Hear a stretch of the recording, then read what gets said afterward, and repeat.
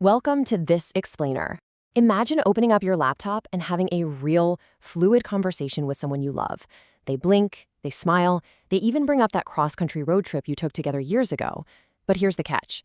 They've been gone for 6 years. We're diving into the absolute cutting edge of artificial intelligence today, digital resurrection. We are going to look at the mind-blowing technology making this possible, the incredibly complex ethics surrounding it, and what actually happens when profound grief meets Silicon Valley. This isn't some sci-fi movie concept, by the way. This actually happened. Hi, it's your dad. How are you? That was Manuel Oliver speaking, and the response he got back? I'm doing well, keeping the spirit alive. That was the very first interaction between Manuel and a fully conversational AI avatar of his late son, Joaquin. Hearing that literally sends chills down your spine, right? It forces us to ask what it actually means to bring a digital ghost to life. But to really understand why this project even exists, we have to talk about the heartbreaking context behind it. And that context starts with a massive, sobering number, 45,000. That is how many victims gun violence claims every single year in the United States. It's a staggering, national-level statistic. And when numbers get that big, it's really easy for them to just become abstract data points on a chart. But for 45,000 families every year, that data represents a completely shattered reality. To truly grasp the human cost behind that number, we have to focus on just one 17-year-old boy. 4 shots. Valentine's Day 2018. That boy was Joaquin Oliver, and his life was tragically cut short in the Parkland, Florida high school shooting. Following this unimaginable loss, his parents, Manuel and Patricia, left their jobs behind and dedicated their entire lives to advocacy. But recently, they made a massive pivot. They decided to channel their grief into a highly unusual, cutting-edge technological pursuit. Which brings us to our next focus, recreating a lost son and the recent advancements in AI avatars. What's really wild here is just how fast this technology is evolving.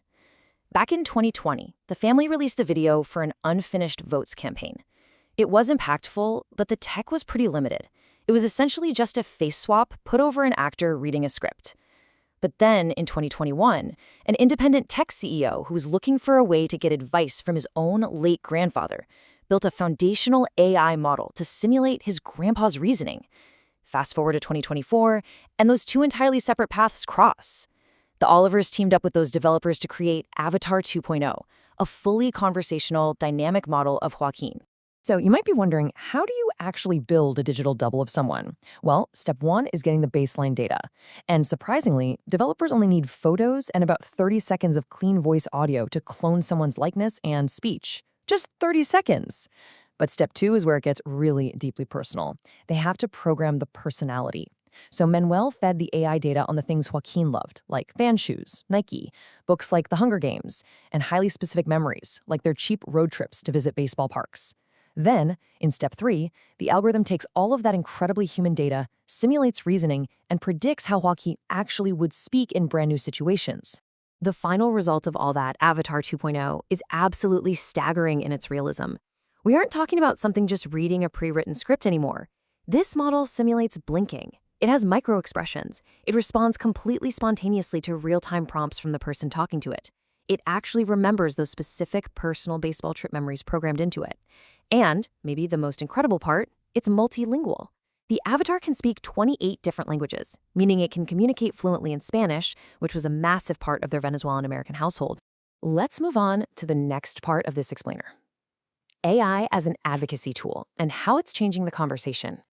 Now, it's crucial to understand that the Olivers didn't build this tech just to have private conversations at home. They built it for the public square. And to get their strategy, we have to look at the deeply polarized political landscape they're operating in. On one side, proponents of gun control, often aligning with policies supported by the Biden administration, are arguing for measures like universal background checks and raising the minimum age to buy firearms. On the flip side, defenders of gun ownership, who often point to stances held by figures like Donald Trump, cite their constitutional right to self-defense. They also make the case that strict gun laws don't automatically mean safety, pointing out that places with heavy restrictions, like Mexico, for example, still experience significantly higher murder rates than the US. It is a completely gridlocked debate. And honestly, that gridlock is exactly what exhausted the Olivers and forced them to pivot from traditional activism over to AI.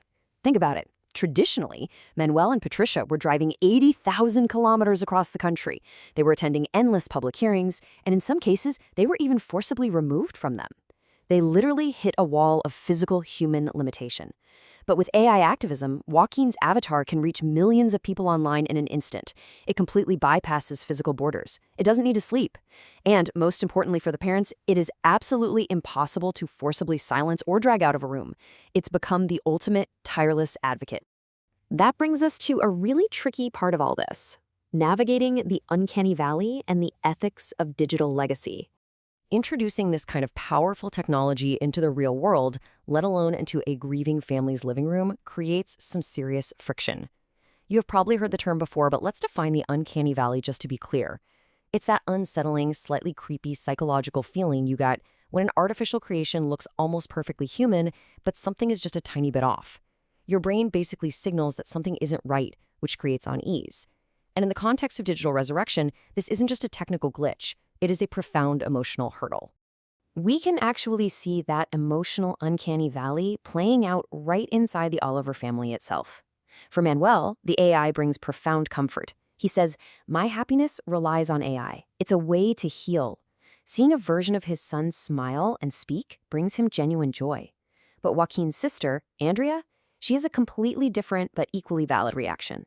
She says, "I like it, but I don't like it. It is creepy." She actually refuses to interact with the avatar at all. It perfectly highlights the intense emotional dissonance this technology forces living relatives to deal with.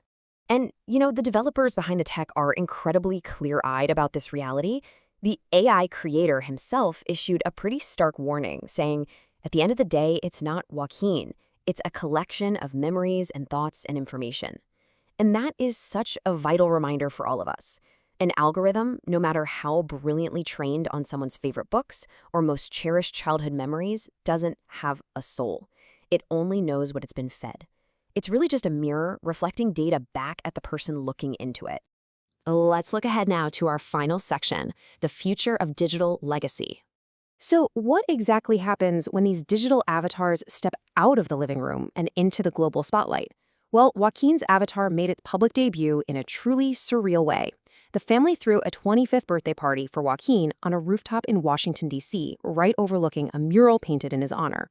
They invited about 60 friends and activists. But the real defining moment was when the AI avatar sat down for a live interview with prominent television journalist Jim Acosta. The avatar was broadcast directly to Acosta's 3.7 million followers, answering questions about its views on gun violence in real time. Unsurprisingly, it sparked an intense, massive debate across social media about the boundaries between journalism, advocacy, and technology. All of this brings us to a really critical question.